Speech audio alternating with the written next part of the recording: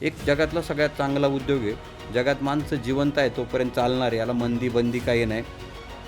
युद्ध होऊ द्या, कोरोना येऊ द्या, ते चालणारच आहे. पहिलं डिमांड आणि मग सप्लायचा विचार करतात. डिमांड कशाची आहे त्याचं प्लांटेशन करायचं. म्हणजे गव्हर्नमेंटनं ती कन्सेप्ट आणायची आधी तुम्ही आणली ती. ज्याला मार्केटिंग हा विषय नाही त्याने विसरायचं शेती करणं. म्हणजे नुसती शेतीला काही किंमत नाही. जर मार्केटिंग असेल तरच शेती. उद्योजकतेच्या पद्धतीने शेती करायची आहे. त्यांनी सुरुवात कुठून केली पाहिजे? जो काही शेतमाल असेल तो ग्राहकाच्या पोटात जाईपर्यंत आपली जबाबदारी. नुसतं आपल्याकडून गेला आणि मार्केटमध्ये दिला म्हणजे जबाबदारी संपली नाही.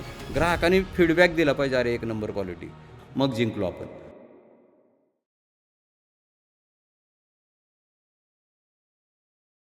मित्रांनो नमस्कार, कसे आहात सगळे?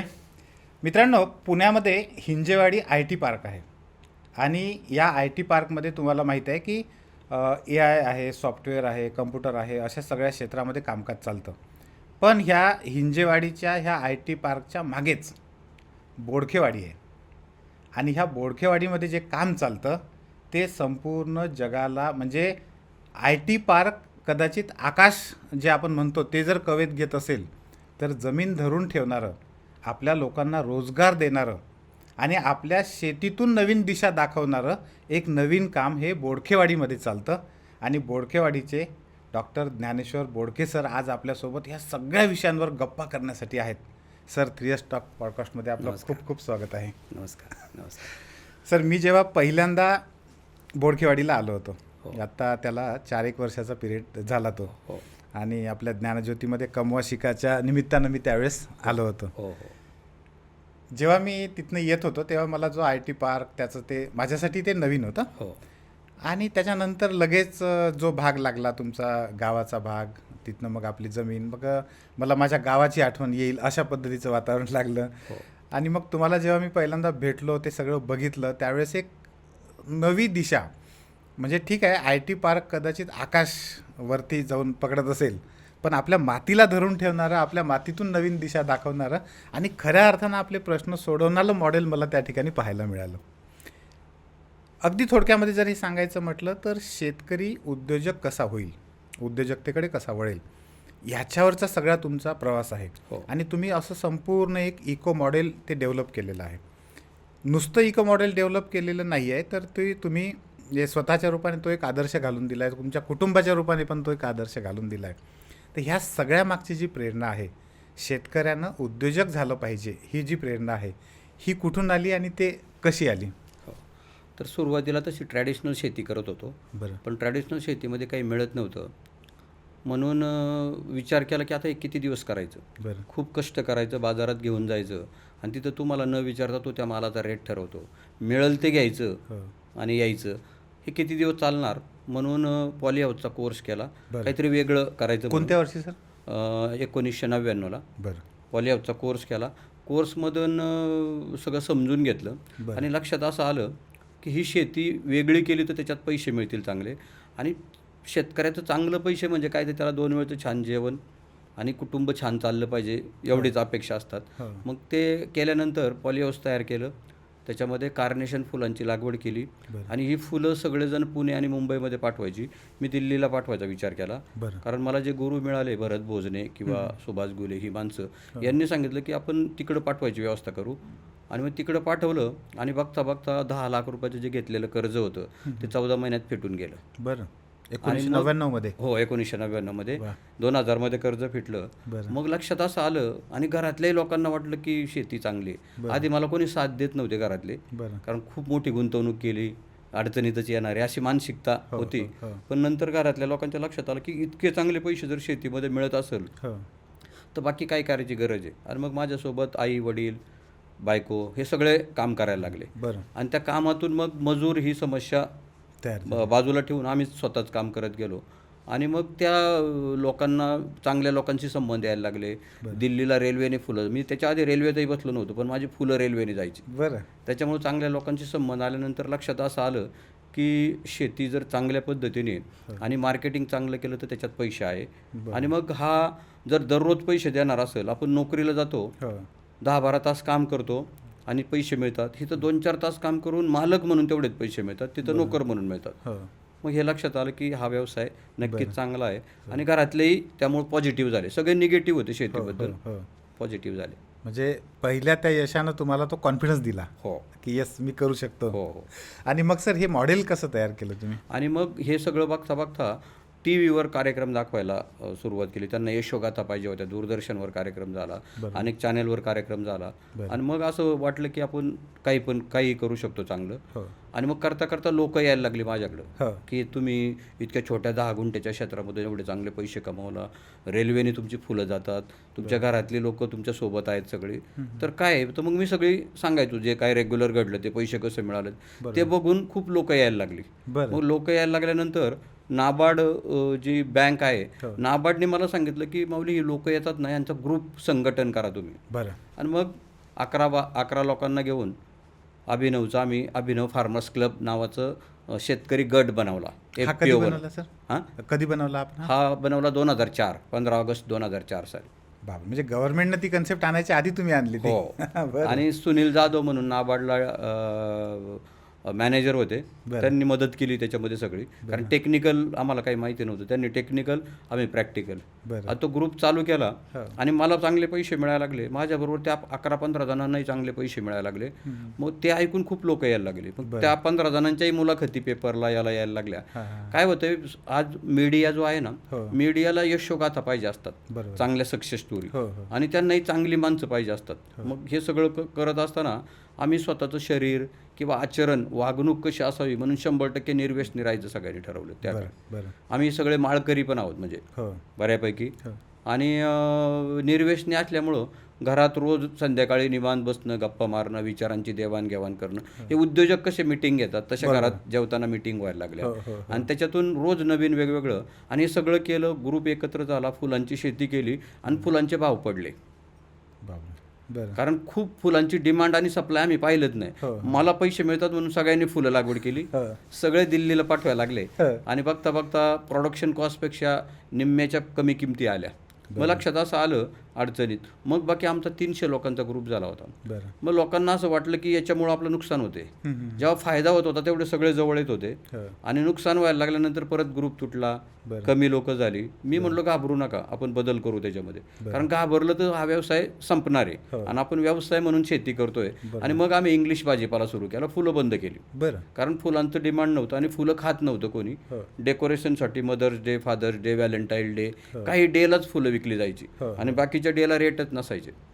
मग 365 डेज काय लागते लोकांना, तर भाजीपाला लागतो, म्हणून मग भाजीपाल्यात आलो. आणि भाजीपाल्याची सुरुवात केली आणि हा सगळा बॅकलॉग वर्षभराचा लॉस भरून काढला. पुन्हा ग्रुप वाढत गेला आणि आता बघता बघता भाजीपाला, धान्य, दूध, फळं करतोय आणि जवळजवळ 2.5-3 लाख शेतकरी आमचं बघून, आमच्याकडे ट्रेनिंग घेऊन आता शेती करतायत आणि आपल्याच परिसरामध्ये थेट विक्री करून चांगले पैसे कमवतात. म्हणजे उद्योजकाच्या आयुष्यामध्ये जसे चढ उतार येतात तसे चढ उतार पण तुम्ही त्यात अनुभवले सगळे. आणि तुम्हाला जेव्हा यश मिळतं तेव्हा लोक तुम्हाला फॉलो करतात, पण जेव्हा अपयश मिळतं तेव्हा तुमच्यावर टीका करायला मागे पुढे पाहत नाहीत, हे पण तुम्ही बघितलं. बरोबर.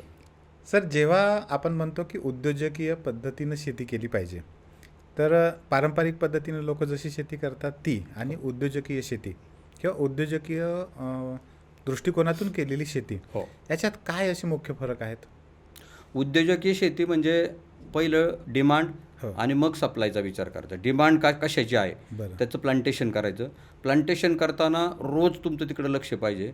जसं आईला बाळ होतं, डॉक्टरपेक्षा आईला कळतं त्या बाळाला काय झालंय, तसंच शेतीमध्ये ही माती म्हणजे आईच आहे.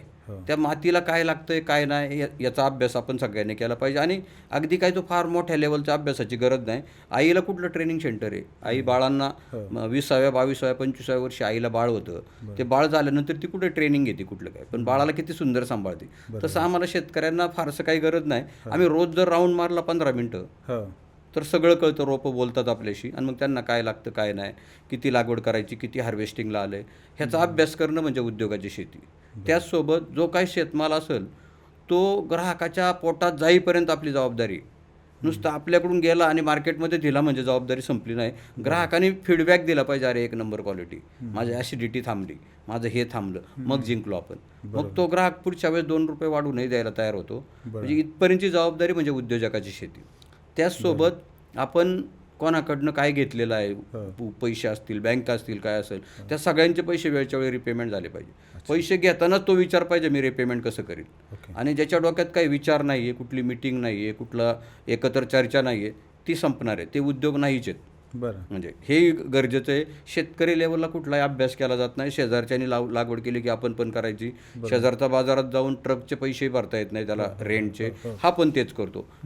हे नाही चालणार. ही पारंपरिक पद्धतीची शेती, म्हणजे तुटपुंजा विचाराची. ही तर तुम्हाला व्यवस्थित विचार करायचा. बरं, आपला उद्योग आहे ना, उद्योगामध्ये विचारच करावा लागतो. नोकरीमध्ये नाही विचार केला तरी चालतो, कारण मालक विचार करत असतो. बरोबर. ही तर तुम्हीच मालक आहात, तुम्हीच नोकर आहात, तुम्हीच सगळ्या गोष्टी आहेत. त्याच्यामुळे तुम्हाला हा विचार करणं गरजेचं आहे. तो विचार करणं, बाजारात काय लागतं ते पिकवणं, सुंदर असं त्याचं क्लिनिंग, ग्रेडिंग आणि पॅकिंग करणं, आणि ग्राहकाचा फीडबॅक येईपर्यंत वाट पाहणं, याला उद्योगाची शेती म्हणतात.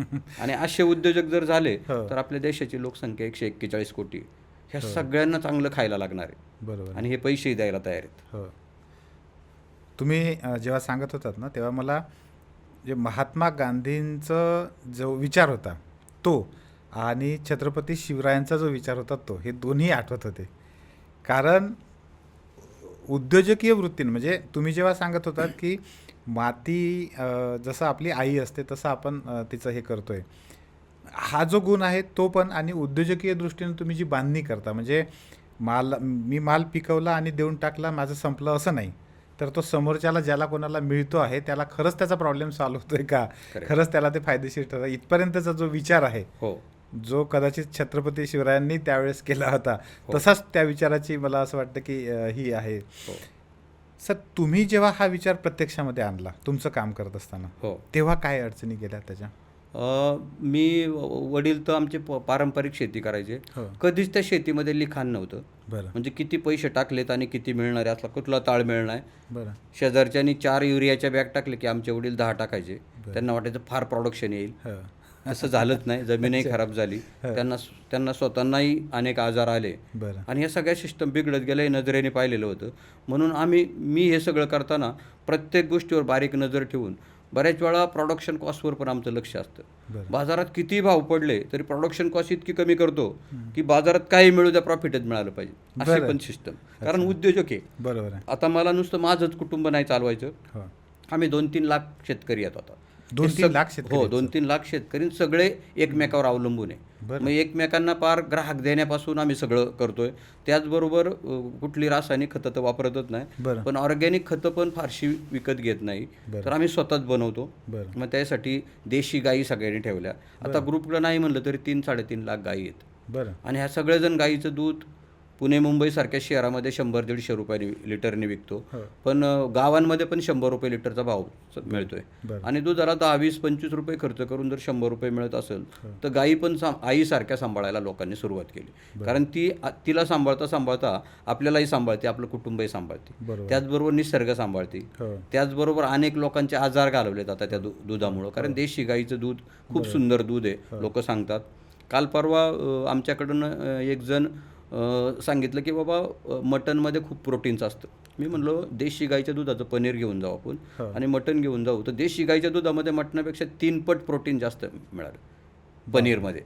त्याच्यामुळे ते कच्चं पनीर खातात, शिजवायची गरज नाही, असं चॉकलेटसारखं लागतं, इतकं सुंदर.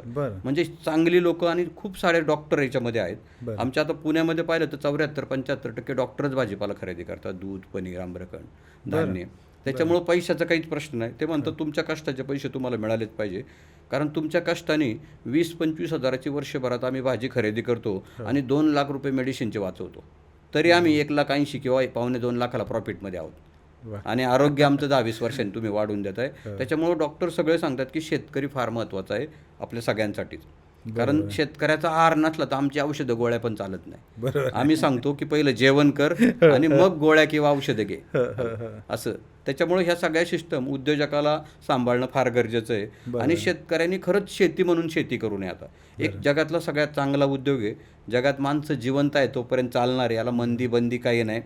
युद्ध होऊ द्या, कोरोना येऊ द्या, शेतकरी चालणारच आहे त्या सगळ्या सिस्टममध्ये. त्याचबरोबर आता बघा सगळ्यांना पेट्रोल, डिझेल, त्याचसोबत गॅसचे तुटवडे आहेत. आम्हाला काही नाही, आमच्याकडे बायोगॅस आहे. गाईचं 2 गाईंचं रात्रीचं शेण टाकतो बायोगॅसमध्ये, त्याच्यावरती 8-10 लोकांचा 3 वेळेचा स्वयंपाक होतो. 30 वर्ष झाले चालू आहे. त्याचसोबत त्याच्यातून जी स्लरी बाहेर पडते ती स्लरीच 5 एकराचं वॉटर सोल्युबल फर्टिलायझर आहे. बरं.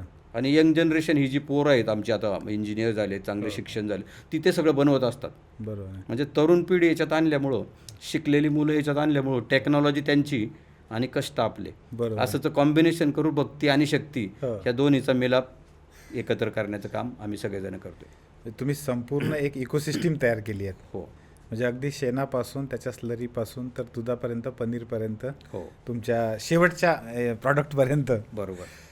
सर, तुम्ही बरेच जण आता असं हे करतात, तुम्हालाही माहिती आहे की शेतीमध्ये वैफल्यग्रस्त लोकांचं प्रमाण खूप जास्त वाढलेलं आहे. जेव्हा मी माझं स्वतःचं उदाहरण सांगतो, कारण मी काही तुम्हाला आज ओळखत नाही, अनेक वर्षापासून ओळखतो.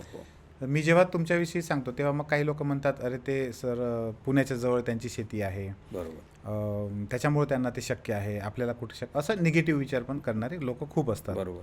तर एखादा सामान्य शेतकरी आहे ज्यानं असं ठरवलं आहे की नाही, आता मला बोडखे साहेबांनी सांगितलेल्या मार्गाने चालायचं आहे, उद्योजकतेच्या पद्धतीने शेती करायची आहे, हो, तर त्यांनी सुरुवात कुठून केली पाहिजे? बरोबर. आता कुठल्याही गावातला, कुठल्याही ग्रामीण भागातला शेतकरी असू द्या, फक्त शहरातच विकलं जातं असं काही नाही. शहरातली लोक भाजीपाला, धान्य, दूध, फळं खातात आणि गावातले लोक काय काँक्रीट खातात का, माती खातात का? ते पण खातात. त्यांनाही लागत असतं. फक्त केमिकलचं नको, रसायनांचं कोणाला नको आहे. तुम्ही ऑर्गॅनिक पिकवा. कुठल्याही खेडेगावात मी तुमचा माल विकून देतो. कुठल्याही खेडेगावात 50% पॉप्युलेशन खेडेगावांमध्ये नोकऱ्या करत असतं आणि 50% शेती करतात. जे शेती करतात ते रासायनिक शेती करतात. तर नोकरी करणाऱ्यांना रासायनिक खतांवरचं नको आहे. आता लोक कंटाळेत आजाराला आणि औषधं गोळ्यांना. त्याच्याऐवजी जर ऑर्गॅनिक देणारा गावात निर्माण झाला तर सहजपणे आपण ते विकून द्यायचं काम करू. आणि विक्री कोण आहे तर पहिले कुठल्याही दवाखान्यामध्ये डॉक्टर आहेत, डॉक्टरांकडे जावं. त्या शेतकऱ्याने, त्या महिलेने, साध्या गरिबाने सांगावं की साहेब, मी भाज्या, धान्य, दूध आणि फळं फक्त देशी गाईच्या शेणगोमूत्रावर पिकवते आणि ते तुम्हाला खायला दिलं तर चालेल का? ते डॉक्टर तुमच्याकडे येऊन बघतील, 10-20 हजार रुपये ॲडव्हान्स पण देतात आणि म्हणतात दर आठवड्याला मला द्यायच्या, आणि तुला किती ग्राहक पाहिजे? 15-20 ना, मी नावं देतो, माझे पेशंट पण आहे, आणि त्यांना द्यायला सुरू करा.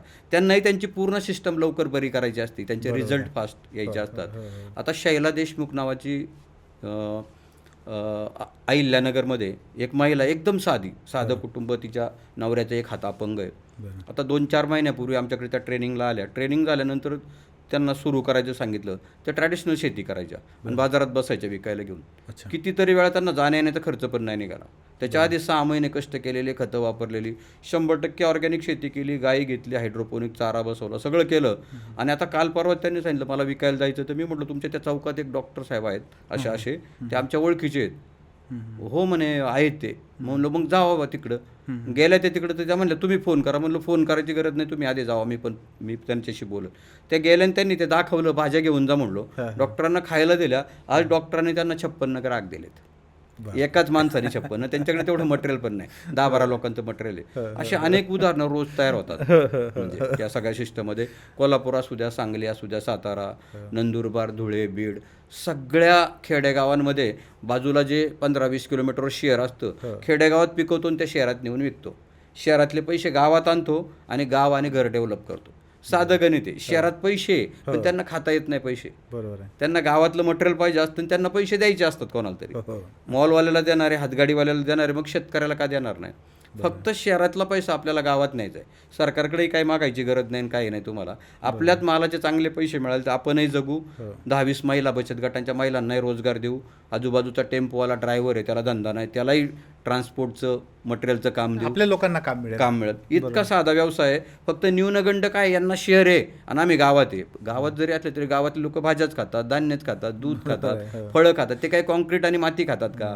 हा विचार आपल्याला करणं फार गरजेचं आहे. लोक विचार करत नाही, अंदाजे बोलतात. बरीच लोक कमेंटमध्ये पण टाकतात त्यांना शहर आहे, हो गावात येऊन करून दाखवा. अरे गावातच पिकवतोय आम्ही, विक्री फक्त शहरात करतोय. पिकवायचं गावातच असते. आणि कुठलं गाव, कुठल्या गावामध्ये ऑर्गॅनिक खाणारा नाही मला माणूस दाखवा. प्रत्येकाला आपलं आरोग्य बरोबर पाहिजे. आदिवासी भाग साहेब जरी असलं ना, त्या आदिवासी भागात तुमच्यासारखे 4 शिक्षक असतात, NGOची लोक असतात, कारण त्या खेडेगावातल्या लोकांना सुजान करण्यासाठी गेलेले असतात. बरोबर. पैसे कोणतरी दुसरं पुरवत असतं, पण ती लोक जाऊन सुजान करतात गरिबांना. बरोबर. त्या गावात पण त्यांनी पिकवलेला माल हीच लोक विकत घेतील, हो, कारण यांना 20-25 हजार रुपये पगार आहे. हे कुठनं तरी बाजारातून विष खाणारच आहे. मग बाजारात जायच्या ऐवजी आज मी बाजारात 20 रुपये किलोनी भाजी विकतो, बरोबर. तीच भाजी तुमच्याकडे हातगाडीवाला 25 रुपये पावणे देतो. हम्म. म्हणजे मला 20 रुपये, त्यातून 16% हमाली दलाली कमिशन कट होतं, हो हो हो. आणि तुम्हाला बाकी 25 रुपये पाव, बरोबर. आणि ती पण केमिकलची. मग मी 25 रुपये पावणे ऑर्गॅनिक आणून दिली तर तुम्ही घेणार नाही का?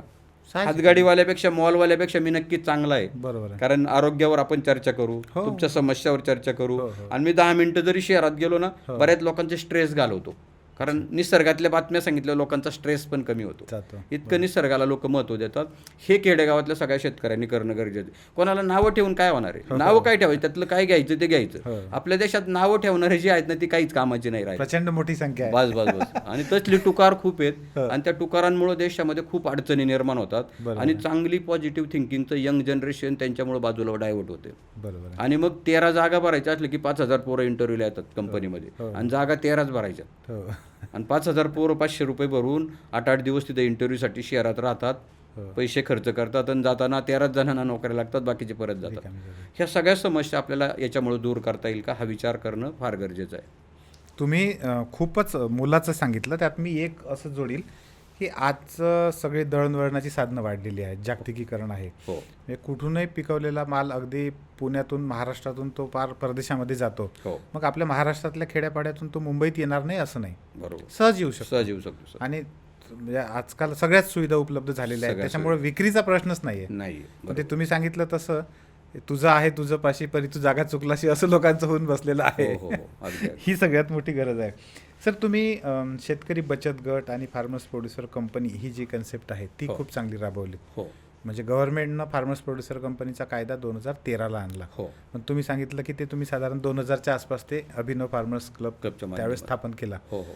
ही कन्सेप्ट काय आहे? हो, ह्या कन्सेप्ट खूप चांगल्या आहे. काय झालं, मी एकटा मार्केटिंग करायचं, मी एकटाच ग्रोईंग करायचं, मी एकटाच ट्रान्सपोर्ट करायचं, त्याच्याऐवजी असे गट स्थापन केले, असं ऑर्गनायझेशन स्थापन केलं, कोऑपरेटिव्ह स्थापन केलं, आणि एकत्र आलं. 2 लोकांनी मार्केटिंग सांभाळायचं, 2 लोकांनी ग्रोईंग उगवायचं कसं, 2 लोकांनी ट्रान्सपोर्ट, 2 लोकांनी ॲप तंत्रज्ञान, 2 लोकांनी गव्हर्नमेंटच्या सबसिडीच्या स्कीम, बँकेचं लोन सोप्या पद्धतीने कसं मिळेल, कमीत कमी डॉक्युमेंटमध्ये कसं काम करते, असं जर काम केलं तर जबाबदाऱ्या वाटल्या जाईल आणि हा उद्योग खूप वाढेल. फक्त याच्यामध्ये एकच होतं, एकत्र आल्यानंतर प्रॉब्लेमही खूप क्रिएट होतात. अच्छा. म्हणून खूप प्रोड्युसर कंपन्या, खूप शेतकऱ्यांचे गट बंदही पडतात. त्याचं काय कारण आहे, तर एखादा लालची मनुष्य तुमच्या ग्रुपमध्ये असतो, त्याला वाटतं मला खूप करोड मिळाले पाहिजे, याला करोड मिळतात, मला खूप करोड मिळालं पाहिजे. मी पाहिलं की तो 20 तास काम करतो म्हणून त्याला पैसे मिळतात. हा अजिबातच काम करत नाही, हा फक्त इकडे जाऊन लावालाव्या कर, तिकडे जाऊन लावालाव्या कर, आणि त्याची अपेक्षा असते मला खूप मिळालं पाहिजे, पण यांनी काम केलेल्या पैशातून मला मिळालं पाहिजे. ह्या ज्या अपेक्षा आहे याच्यामुळे हे गट तुटत आहेत मोठ्या प्रमाणात. बरं. तुम्ही जर जास्त काम करत असाल तुम्हाला जास्त पैसे मिळणार. मी पण ठरवलं पाहिजे, मी पण तुमच्या क्वालिटीचं चांगलं काम करल, तुमच्यासारखे चांगले संपर्क जॉईन करल, ते टिकवल मी. मोठमोठ्या लोकांशी, doctor, collector, commissioner, IAS IPS या अधिकाऱ्यांकडे जाईल, त्यांना कन्व्हिन्स करेल, त्यांच्याशी बोलल, त्यांच्याकडून काही तंत्रज्ञान घेईल, नवीन नवीन गोष्टी. हा विचार करणं याच्यामध्ये फार गरजेचं आहे. आणि तुम्हाला पैसे मिळते चांगलं आहे ना, मला पण मिळालं पाहिजे. तुमचे पैसे बंद करून मला मिळाले पाहिजे, ही पद्धत चुकीची. चुकीचा आहे. तुम्ही जर पाहिलं तर गेल्या 26 वर्षापासून मी ग्रुप चालवतोय. रोज ग्रुपमध्ये 10-12 लोक नवीन येत आहेत आणि नवीन काहीतरी करतायत, आणि रोज विक्री आणि याच्यामध्ये पैसे कमवत आहेत. त्याच्यामुळे नाव होतच गेलं. 26 वर्षात ग्रुप बंद पडायच्या ऐवजी लाखो शेतकरी एकत्र यायला लागले. कितीतरी कोटी लोक फक्त आमच्या नावावरती व्हिडिओ बघून काम करतायत. कधीतरी आम्हाला त्यांचा फोन येतो की तुमचे व्हिडिओ बघून 5 वर्ष शेती करतोय. तसंच हुबेहूब चाललंय ना, तुम्ही म्हणता ते खरं आहे, ग्राहक पण मिळतोय, सगळं होतोय, फक्त आम्हाला ही अडचण येते. मी म्हणलो टाका व्हॉट्सअपवरती, लगेच तुम्हाला उत्तर येतं. लगेच छोट्या व्हिडिओ क्लिप बनवून आम्ही पाठवतो, कारण आता ही शिकलेली मुलं असल्यामुळं छोट्या छोट्या व्हिडिओ क्लिप बनवून पुस्तकात लिहून पाठवणं ते लोकांना लक्षात येत नाही, पण व्हिडिओ पाहिल्यावर लगेच लक्षात येतं असं करायचे, टोमॅटोची अशी बांधणी करायची, ती गाठ अशी असते काय, आणि दोरी इतक्या कमी किमतीतली अशी आणायची काय, हे सगळं बघून लोकांना कळतं. हे सगळं तंत्रज्ञान पुरवतो. आजही गेलं 20-22 वर्ष रोज रात्री 9:30 ते 12:30 वाजेपर्यंत लोकांच्या प्रश्नांची उत्तरं देत असतो.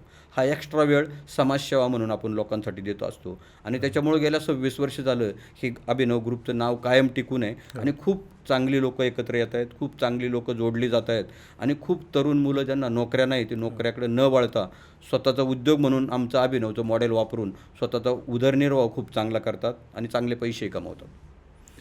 सर, ही जी तुम्ही आपण म्हणतो ना एक उलटी गंगा, म्हणजे लोक शहराकडे, नोकऱ्यांकडे आणि ह्या सगळ्या गोष्टींकडे जात असताना त्यांना त्यांच्या मुळाकडे परत आणून चांगल्या पद्धतीनं उभं करणं, म्हणजे एक प्रकारे तुम्ही प्रवाहाच्या विरुद्ध नेऊन त्यांना सक्सेसफुल करत आहात.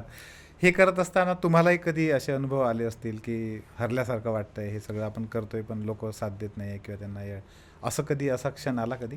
हो, असं बऱ्याच वेळा होतं. एखाद्या शेतकऱ्यासाठी गावातला असतो, खूप ग्रामीण भागातला, त्याच्यासाठी खूप काम करतो आपण आणि तो आपलं फक्त ऐकतो आणि आचरण चुकीच्या माणसाचं करतो.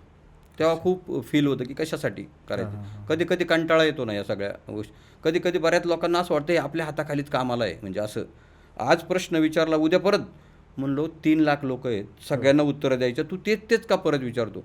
ते म्हणे मी लिहूनच नाही घेत. असं चालणार नाही म्हणलो. मग मेसेज पाठव, तुझ्या रेकॉर्डला तरी राहील ना मी पाठवलेलं. तेच प्रश्न परत परत. मग त्यावेळेस असं वाटतं की काय चाललंय. ज्याला गरज आहे त्याला तर उत्तर देणं गरजेचं आहे, पण ज्याला गरज नाही ते पण टाइमपास करत असतं. अशा अनेक गोष्टी होत असतात. आम्ही आता महिला बचत गटही खूप आमच्याशी जोडले गेलात, कारण क्लिनिंग, ग्रेडिंग आणि पॅकिंगचं काम, आणि महिलांना गावात तशी कामं नाही आहेत आणि मग पैसे पण येत नाही. पॅकिंग, ग्रेडिंग, क्लिनिंग आणि विक्री हे महिलांच्या ताब्यात दिल्यामुळे सगळे पैसे त्यांच्याच हातात येतात. त्याच्यामुळे घरं खूप छान चाललेत, संस्कार खूप चांगले होत आहेत या सगळ्याच्या माध्यमातून. त्याच्यामुळं हारलं तरी मग परत काहीतरी असा क्षण येतो, तुमच्यासारखे चांगली लोक भेटतात, 5 मिनटं आपण बोललो, तुमचं काहीतरी काम केलं आणि त्याच्यातून रिझल्ट मिळालं, परत चला बरं वाटतं. म्हणजे नवी उमेद मिळते त्या सिस्टममधून आणि मग पुढं जात असतो आपण. Yes yes yes sir, marketing तुम्ही सांगितलं, म्हणजे एक तंत्र तुम्ही स्वतःच्या अनुभवातलं सांगितलं की डॉक्टर लोकांना आपण पहिल्यांदा सांगितलं की त्यांना माहीत राहतं आणि त्यांच्या संपर्कातून लोकांना. पण मार्केटिंगचे पुन्हा कोणते कोणते तंत्र अशा तुमच्या मार्गावर चालणाऱ्या लोकांनी केले पाहिजे? बरं, आता फार महत्त्वाचा प्रश्न आहे, कारण मार्केटिंग ज्याला आहे त्याच्याकडेच पैसे येणार आहेत. ज्याला मार्केटिंग हा विषय नाही त्याने विसरायचं शेती करणं. म्हणजे नुसती शेतीला काही किंमत नाही. जर मार्केटिंग असेल तरच शेती. पहिल्यांदा एक पीक घेणाऱ्याचे दिवस संपले. बरं, आता तुम्हाला भाज्यांमध्ये तुम्ही ग्राहक म्हणून माझ्याकडे आलं तर तुम्ही काय बघताय, कोबी द्या, फ्लावरही द्या, वांगी द्या, बटाटे द्या, तूर डाळ असली तर ती पण द्या, पपई आहे का चांगली ती पण द्या, देशी केळी आहे का ते पण द्या. म्हणून प्रत्येक शेतकऱ्याने त्याच्या बांधावरती 25 प्रकारची 5-5 फळझाडं लावायची. अच्छा. मध्ये 25 प्रकारचा भाजीपाला करायचा, मूळवर्गीय, वेलवर्गीय, गड्डावर्गीय आणि पालेभाज्या. सगळ्या व्हरायटी केल्या की 10 रुपयाचं घेणारा माणूस 200 रुपयाचं घेऊन जाईल. ह्यातलं थोडं द्या, त्यातलं थोडं द्या, त्याला कुठनं तरी घ्यायचंच आहे. बरं, घरी रोज वेगळी भाजी लागते, एकच भाजी खाल्ली तरी घरी आरडाओरड होते. तुम्ही शहरी लोकांच्या घरी तुम्ही बघा, तेच परत गा. म्हणजे त्याच्याऐवजी आम्ही जर व्हरायटी दिल्या तर एकाच जागेवर लोक 1000-2000चं मटेरियल खरेदी करतील, ते गरजेचं आहे. दुसरी गोष्ट, तुमच्याकडं पिकवायचं पहिलं, लागवडी करायच्या, लागवडीनंतर 60 दिवसांनी तुमचा माल चालू होणार आहे. ह्यामधल्या 60 दिवसात तुम्हाला डॉक्टरांकडे जायचं आहे. कलेक्टर आहे, कमिशनर आहे, BDO आहे, तहसीलदार आहेत, तुमच्यासारखे शिक्षक लोक आहेत नोकरी करणारे, या सगळ्यांकडे जायचं की दादा मी सगळं ऑर्गॅनिक केलं आहे. आमचा ग्रुप पण आहे अभिनव फार्मर्स क्लब. पहिलं मी सांगतो अभिनव ग्रुपचं नाव सांगा. मार्केटिंग ग्रुप म्हणलं की लोक घ्यायला तयार होतात, कारण ग्रुप म्हणजे मोठं काहीतरी तुमची ताकद आहे. जसं तुम्ही म्हणता प्रोड्युसर कंपनी, FPO, हे एक ताकद आहे ना आपली मोठी. तुमचं संघटन आहे मोठं. संघटनाची किंमत इथं ग्राहक नक्की करतो. आणि मग सांगितल्यावर ते म्हणतात काय काय तुमच्याकडे, तर तुमच्या व्हॉट्सअपवरती मी लिस्ट पाठवतो. मग मी सगळी लिस्ट पाठवतो माझ्याकडे काय काय आहे ते. परत ते म्हणतात धान्य नाही का, मी म्हणतो धान्य मी अजून लागवड नाही केली, करणार आहे लागवड, पण शेजारच्याकडे आहे ते घेऊन देऊ का तुम्हाला? उद्या की म्हणे, मी कुठनं तरी दुकानातून घेणार तर तुम्ही द्या, कारण माझा जायचा वेळ वाचेल, ट्रान्सपोर्टचा वेळ वाचेल. मग मी ती सर्व्हिस म्हणून द्यायला लागलो. शेतकऱ्याला विचारलं बाबा तुझ्याकडे काय आहे, तो म्हणला धान्य आहे. काय भाव देणार, तो म्हणला 50 रुपये चाललाय. 70 घे म्हणलो, मला निवडून दे चांगलं चकाचे, कारण मला घरगुती ग्राहकाला द्यायचं. मी 70 घेतलं, 90ने विकायला लागलो. परत मलाही 20 रुपये मिळाले आणि त्यालाही 20 रुपये वाढून दिले. मग आपली जी गाडी जात होती, गाडी मोकळी जायची, त्याच्यात धान्य टाकल्यामुळं 200-300 रुपये प्रॉफिटमध्ये पण वाढले आणि गाडी भरून जायला लागली. माझा वेळ तर तेवढा जाणारच होता. या सगळ्या गोष्टी मार्केटिंगमध्ये करणं फार गरजेचं आहे गावातल्या लोकांनी. आणि काही घाबरू नका की कोण घेईल का, कारण काय झालंय, आम्ही शेतकरीच कधी चांगलं खात नाही, त्याच्यामुळे आम्हाला भीती आहे चांगला माल कोण घेईल. ही भीतीच चुकीची, म्हणून महिनाभर आपल्या कुटुंबाने चांगलं खाल्लं पाहिजे आधी. मग आलेली समजा बायकोला ॲसिडिटीचा प्रॉब्लेम आहे एखाद्याच्या, ॲसिडिटी तिची पहिल्याच दिवशी जेवण कर आणि दुसऱ्या दिवशी सांग मळमळल्या तर अजिबात नाही होत म्हटली. तिथून सुरुवात करायची आणि तीच उदाहरणं लोकांना द्यायला सुरुवात करायची. मला आलेले रिझल्ट सांगावं लागेल, कारण माझ्याकडे हिरो हिरोईनला आणून 2 कोटी द्यायला नाही जाहिरातीसाठी. मग मीच हिरो किंवा हिरोईन आहे असं समजून जर मार्केटिंग केलं तर आपण, आणि सगळ्यात मोठा हिरो शेतकरी आहे तसं जर म्हणलं तर, कारण अख्ख्या जगाला करोना असू द्या नाही तर काय असू द्या तो जगवतो. पण ठीक आहे, समाज मानायला तयार नाही, पण तुमच्या आमच्यासारखी चांगली लोक मानतात, बाद झाले. एवढ्या लोकांनी मानलं तरी तेवढंच मटेरियल आहे आपल्याकडे द्यायला. मग अशा पद्धतीने विक्री करावी लागेल. जायचं लोकांकडे धाडस करायचं नाही, पिशवीत घेऊन जायचं आपल्याकडे जे आहे ते.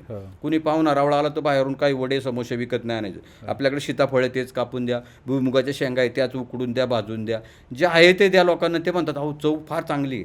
मग म्हणायचं हळूच म्हणायचं विकायला पण आम्ही विकतोय. मग जाताना ते घेऊन जातं, 10% डिस्काउंट देऊ ना माझ्याकडे आलाय तर. बरोबर आहे. वाढून नाही सांगायचं 10% डिस्काउंट द्यायचं. ते म्हणते राव मी मॉलला घेतोय 90 रुपये आणि तर 70 रुपयाने मला मिळालं, ते पिशवी भरून घेऊन जाईल ना. आपल्याकडे आल्याला प्रत्येक माणसाने काहीतरी घेऊन गेलं पाहिजे. बरं, ही लोक कुठनं तरी घेणारच आहे, मग तुमच्याकडून काय घेत नाही. अशा पद्धतीने जर मार्केटिंग केलं तर ह्या नवीन, त्याचबरोबर अभिनव कार्ट नावाचा ॲप, तसे ॲप बनवले पाहिजे. त्यासाठी मग तुमच्याकडे शिकलेल्या असल्या मुलांना ते व्यवसाय गरजेचे आहे. आता उद्योजकतामध्ये ही मुलं सगळं सांगतीलच आपल्याला कशा पद्धतीने शेतकऱ्याला पुढे घेऊन जाण्यासाठी यांची मदत होती, तर ते फार गरजेचं आहे. सुना शिकलेले आले आहेत, लोक त्यांचा वापरच करीत नाही. त्यांच्या शिक्षणाचा वापर करा ना, ते आपलं चॅटिंग करीत काहीतरी दिवस घालवतात. त्याच्यापेक्षा त्यांचा वापर जर आई वडिलांना, घरी सासू सासऱ्याला मदत करण्याला झाला तर किती चांगलं होईल. त्यांनाही वाटण आपल्या शिक्षणाचा उपयोग झाला. कारण आता शिक्षण करून कितीतरी मुली घरी येत, बरोबर, अशा बसून येत. त्यांना टेन्शन येतं की एवढं शिकून आपण घरी काय उपयोग होणार. त्यांनी ही जर मदत केली आणि त्या मदतीचे पैसेही त्यांना द्यायचे की बघ तू असं ॲप तयार केलं ना, कोणाला तरी 30,000 पगार देणार होतो, तुला चालू करू 1,000 रुपये रोजचे.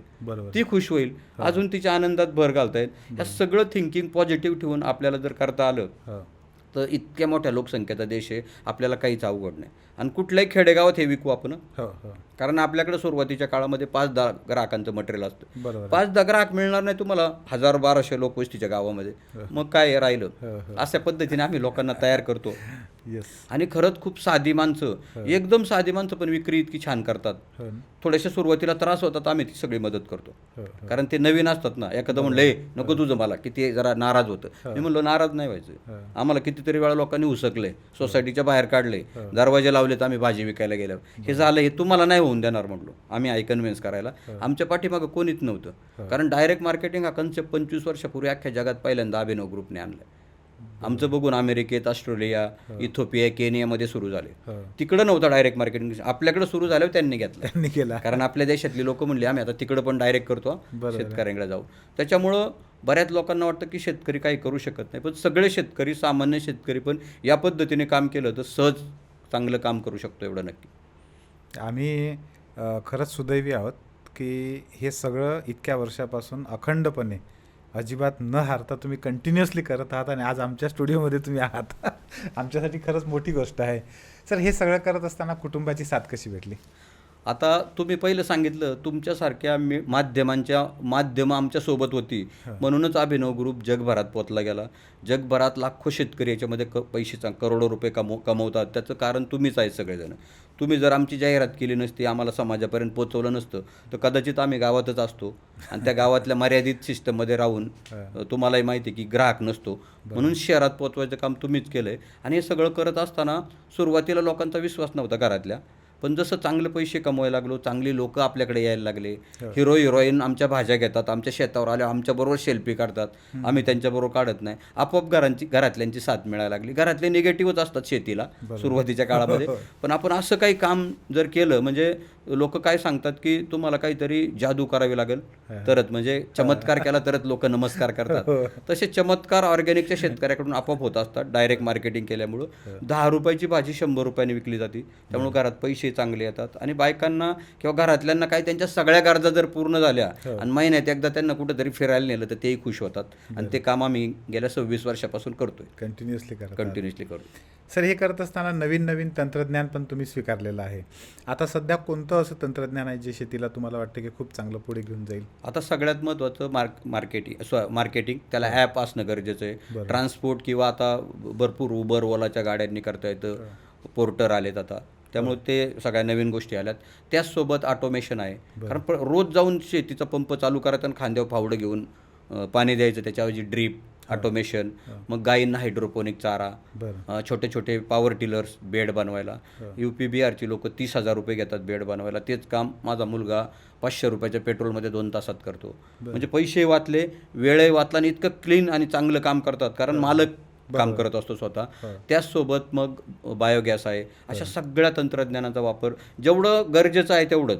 बऱ्याच वेळा तंत्रज्ञानाच्या नावाखाली खूप खर्च करतात लोक आणि ते तेवढे पैसे पण मिळत नाही. एवढं मोठंही तंत्रज्ञान नको. आपल्याला शोभल, आपल्या प्लॉटला आपल्याला झेपेल एवढंच तंत्रज्ञान आपल्याला वापरणं गरजेचं आहे. फक्त 10 रुपयाच्या ऐवजी 2 रुपयात काम झालं पाहिजे, लवकर झालं पाहिजे, असं तंत्रज्ञान पाहिजे. नाही तर तंत्रज्ञान आलं आणि 10चं काम 30वर गेलं आणि फक्त लवकर होते तरी चालणार नाही, कारण प्रोडक्शन कॉस्ट हाय होती, तेवढे बाजारात पैसे मिळणार नाही. कारण अनेक लोक आहेत आपल्यासारखं काम करणारी, त्यांना 100 मिळत असलं तर आपल्याला कोणी 500 देणार नाही.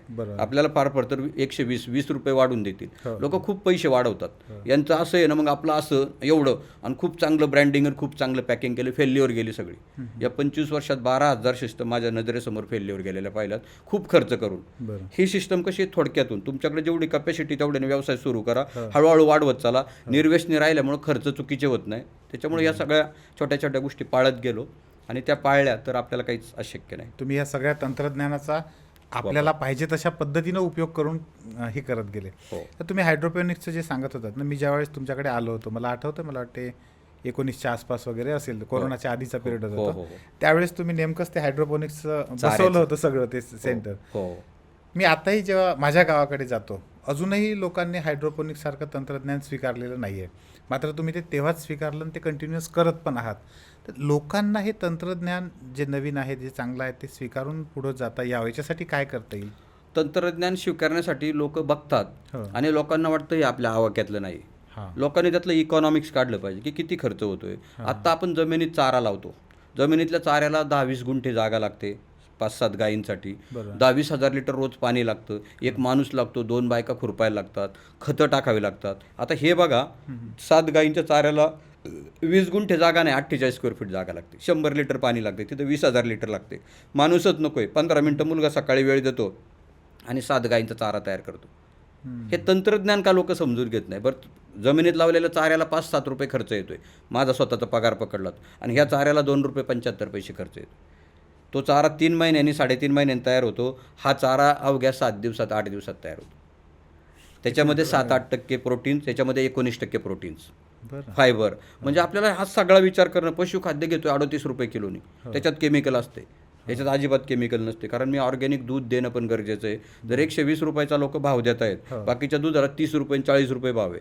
आपल्या दुधाला जर एवढा भाव देणार असेल तर दूध पण त्या क्वालिटीचं देणं गरजेचं आहे. कारण खाणारा, इतकं पैसे देऊन खाणारा हा वेगळा आहे. तो म्हणतो मी मेडिसिनला 10,000 घालवतोय आणि 100 रुपयात मिळते. कुठं 10,000 आणि कुठं 100 रुपये.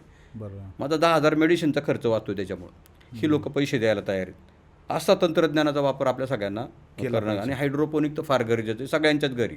तरच गायी चांगल्या सशक्त राहतील, दूध चांगलं देतील आणि त्या दुधाची न्यूट्रिशन व्हॅल्यू पण 100% असेल. सर, हे सगळं करत असताना आता महाराष्ट्रातला जो तरुण शेतकरी आहे, तरुण शेतकरी म्हणण्यापेक्षा मी तरुण म्हणेन. म्हणजे तो शेतकरी आहे की नाही हे महत्त्वाचं नाही, तो तरुण आहे आणि त्याला पुढचं काहीतरी करिअर घडवायचं आहे, त्याला तुम्ही काय सल्ला द्याल? तर महाराष्ट्रातल्या तरुण आणि सुशिक्षित शेतकऱ्यांच्या मुलांना माझी विनंतीच राहणार आहे की इकडे तिकडे नोकऱ्या शोधू नका. आपली स्वतःची जमीन आहे, ती आई आहे. त्या आईची चांगली सेवा करून जर अनेक लोकांना चांगलं खायला घालून त्यांची सेवा करता आली तर याच्यासारखा सुंदर धर्म नाही आपला. हे बघून तुम्ही याच्यात या खूप सुंदर करिअर आहे. निसर्गाच्या सान्निध्यात राहून रोज पैसे मिळणारे, गायींसोबत कुत्री मांजरं निसर्गासोबत रमण्यातही खूप वेगळा आनंद आहे. त्याचसोबत आपल्या आईवडिलांना शेतावरच राहून आयुष्यभर चांगलं आयुष्य देता येईल, त्यांना चांगला सांभाळ करता येईल. म्हातारपणी तरुणपणी तुम्हाला त्यांनी जपलेलं असतं, म्हातारपणी तुम्हाला 100% त्यांना जपायचं आहे आणि त्यांच्यासोबत आपलं आयुष्य आनंदात घालवण्यासाठी तुम्ही इकडे या. खूप मोठ्या संधी आहेत.